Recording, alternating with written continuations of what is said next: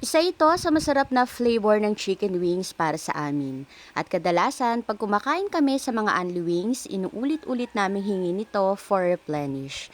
Kasi ang sarap. Naglalaban yung tamis, alat at linamnam.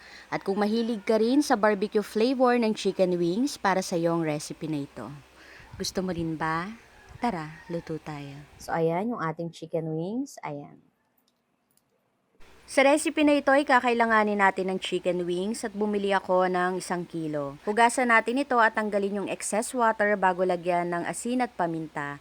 Haluin natin ito at i-marinate at least mga 30 minutes. At habang naghihintay, gagawa naman na tayo dito ng masarap na barbecue sauce. Bali, dito nga sa aking food processor, pinagsama-sama ko lang yung onion, garlic, ketchup, sugar, vinegar, cooking oil at paminta. At ang lalong magpapasarap sa ating barbecue sauce, ang barbecue powder dip mix. Pwede rin naman na gumamit kayo dito ng barbecue flavor na minimix sa french fries. Ito pala yung natira ko last time at bago ko nga ihalo dito sa ating mixture, hinalo ko muna ito or minix ko ito sa hot water. At yung complete recipe po ng aking niluluto ay nasa dulo ng aking video. At mas maganda rin po sana kung gagamit kayo ng food processor para mahalo ng mabuti lahat ng mga ingredients. Pero kung wala naman, hiwain nyo na lang po ng maliliit yung bawang at sibuyas, then i-mix lahat ng mga ingredients na kakailanganin. At para naman sa breading or pang-coat ng ating chicken wings, nag-mix lang ako dito ng flour, then naglagay ako ng asin at paminta.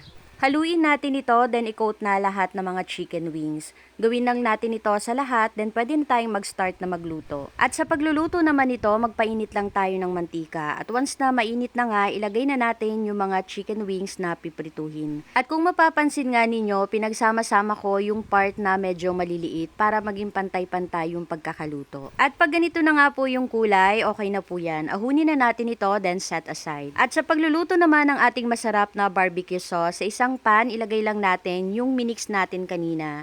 Then, hintayin lang natin itong kumulo. At pagka kumulo na nga, ilagay na natin lahat ng chicken wings na pinirito natin kanina. Mahinang apoy lang pala yung gamit ko dito. Haluin lang natin ito hanggang sa makoat na lahat ng mga chicken wings. Then, ready to serve na yan. Hello everyone! For today's video, isang napakasarap na barbecue chicken wings naman ang ating ginawa ngayon.